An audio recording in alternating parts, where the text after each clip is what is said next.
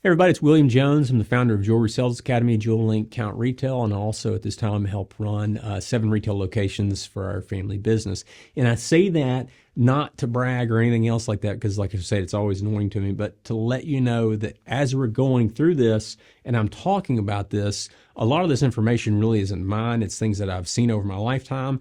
And more often than not, it's things that I've tried that didn't work. And this is all trial and error situations as we come through here.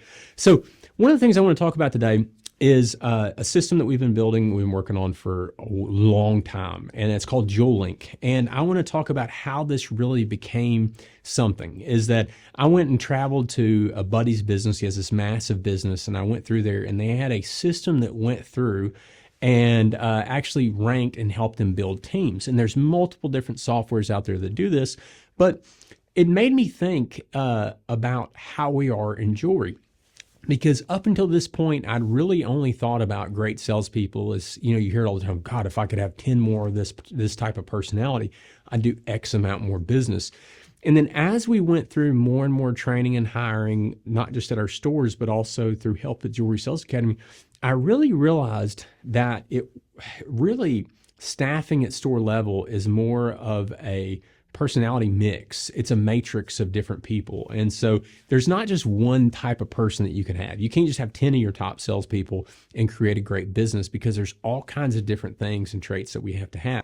What I want to talk about today is a couple things. How do we staff a store? How do we build a mix? And more importantly, how do we understand how that mix happens throughout there? Now, from what I've seen, just to keep it as simple as possible in a 4 corners chart, is the 4 traits, okay? Now this goes through how assertive. On this top, this is the maximum amount of assertiveness. This is somebody who goes, you're gonna buy this right now. And then on this side, this is the recessive side. This is where somebody goes and they only show jewelry, they never close. On this side, this is the product based. This is somebody who's really heavily product based. Hey, I love explaining the product. I'm a gemologist, et cetera, et cetera. And this is the emotional side where I don't care anything about product. I care about understanding that person, and I think jewelry looks pretty and I pick it out and they like it from there. Now, from what I've seen, these 4 traits right here form the mix of every single person who works in a jewelry store, every single sales floor. Every single person could be mapped in here at some point. Now, saying that does not mean that the skills they have on paper would map on here. And what I mean by that is this, is that I really know a lot about product knowledge, but I don't like talking about it on the sales floor. I learned from my family and from Sissy and other people that where I like to be is on this emotional side and flirting back and forth and on more towards this assertive, but kind of somewhere in here. I like to be in here, even though I have the traits to be in here. This is how I've learned to play the game. And the reason I think that's important is because every single person that you hire is going to flirt around this matrix through here. A lot of times what we're going to see is some people are going to start down here and then transition over here, or start down here and transition up here. And it's important to understand when you're staffing a store and you're hiring people that you want people that are all throughout a mix on this. So let's go through my own journey through here. So when I was a kid, I worked here my entire life. I worked in retail from the time I could walk. I was walking around cleaning jewelry, selling jewelry, et cetera, et cetera. I stayed right in here, okay, on this completely emotional side. I didn't hardly know anything about the product whatsoever. I knew tanzanite and a sapphire and a ruby and a diamond. That's it. I knew gold, yellow gold, white gold. So I was over here, kind of in this emotional side, but because of my age, because of my lack of full-time experience and everything else, definitely towards this recessive side. This is where you get a lot of people right here.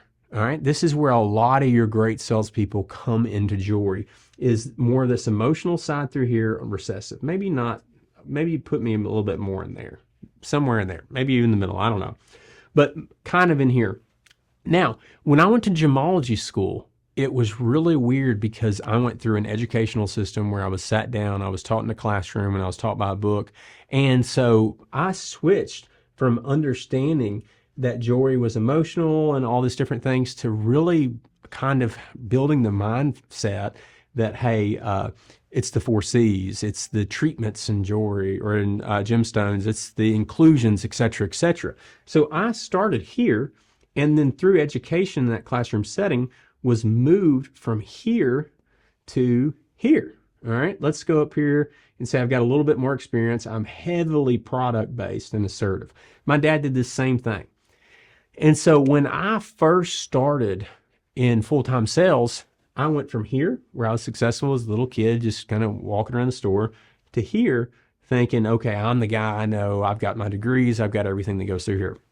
Now, what do you think happened to me? I wasn't as successful in the store as I needed to be. So what ended up happening was I went down this chart, and I went down still product, and I went down in recessive because I kind of lost that confidence and thinking, oh, I went through this whole program, I went through all this stuff, and it's really not working. I still think product's important, but I'm still down here in this recessive deal because I never really learned how to become successful over here.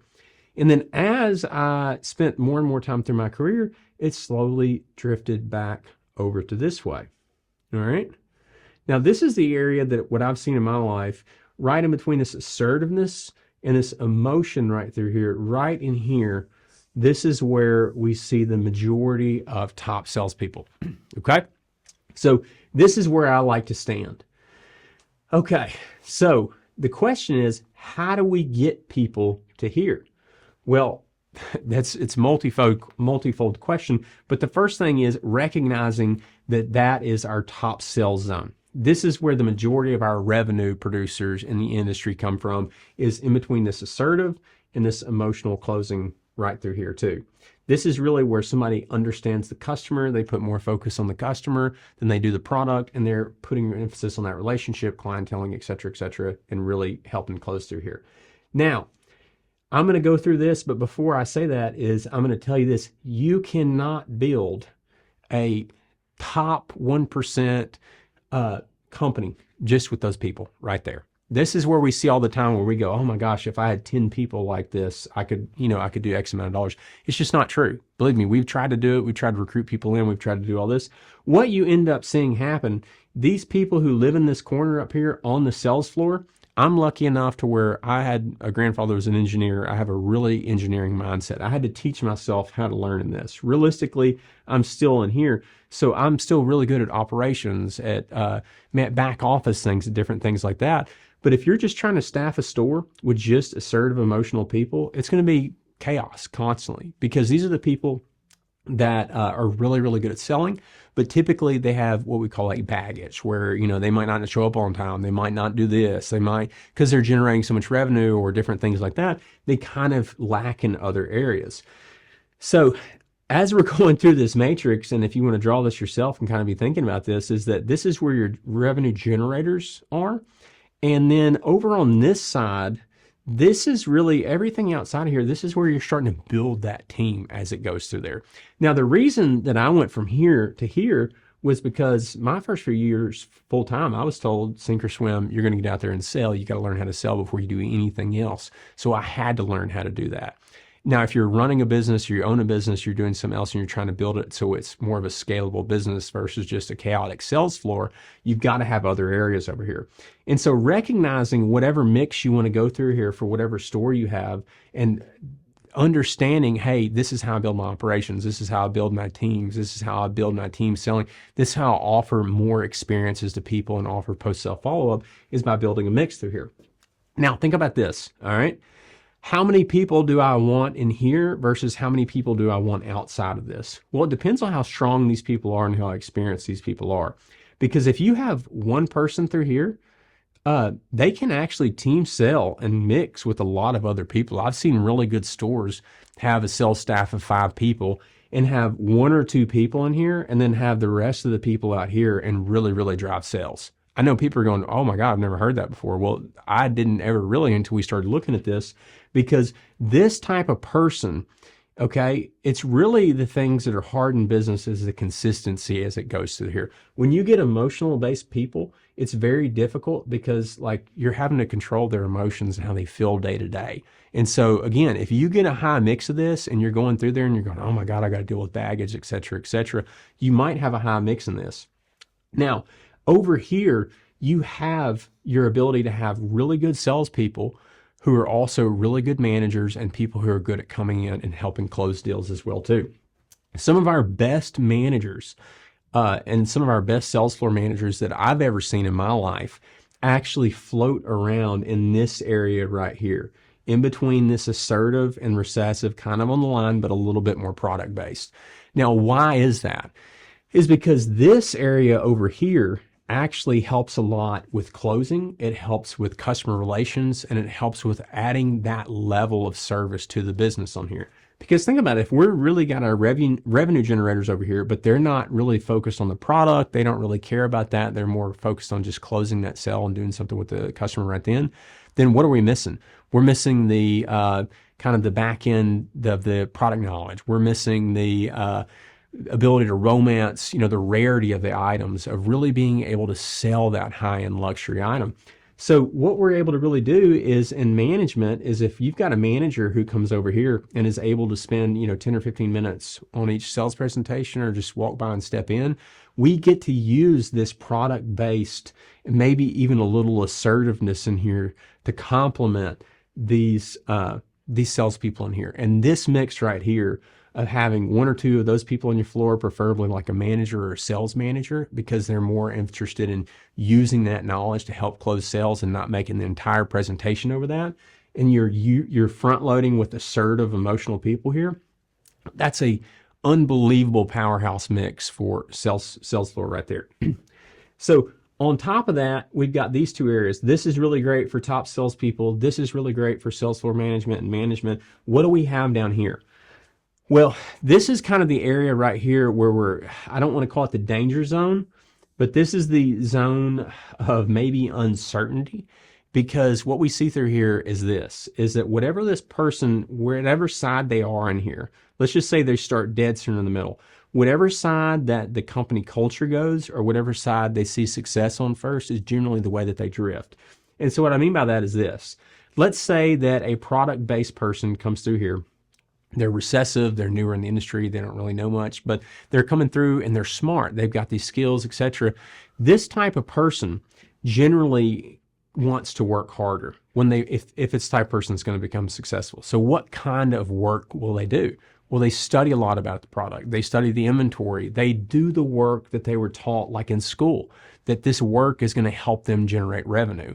And a lot of times that does not happen. So this person right here, if you get somebody that's on this product recessive side, it actually takes them longer to start performing in sales because they might be working harder, but they're working harder in areas that might not generate the revenue kind of like on the front end on that. Now, on the other side, if we've got somebody here who's recessive and emotional, all right, what's their big focus? Their big focus is on the customer. This here has the fastest payoff. Generally what we see are these people in here have the fast, they get on there fast. They're your new hire that you go, oh my gosh, I can't believe they sold this much in the first 6 months, okay? But it's just kind of like burning gas versus diesel. They will oftentimes stall out faster than somebody over here. So on the product recessive based side, you've got somebody who, takes longer term to come online. And on this side, you've got somebody who comes in the shorter time, but also kind of burns out in this area down here. And so the biggest thing here is understanding what's going to help this person grow. If you've got somebody who's product and recessive and they love this product side, that might be what makes them passionate about the industry, is that product, the rarity, being able to tell those stories. If you've got somebody on the recessive emotional side, it might be that customer relationship or being able to talk about being involved in people's weddings, engagements, etc., that really drive them through there. The biggest thing here is helping them understand where they need to get to and how to help them. If I've got somebody that's passionate about the product side, I've got to kind of help them take this curve here, where they go a little bit more towards the emotional side, and then if they have the skills, back in here. Same thing over here is that if I've got somebody who's just on this emotional side, this is our kind of plateau level. I've got to get them a little bit more product based, and then I can get them back over here. And so understanding how to work with each person and understanding the traits that help you build these different sales floors really help you understand hey, how can I make this scalable? Because this is one of the hardest things to do. We're in the experience business.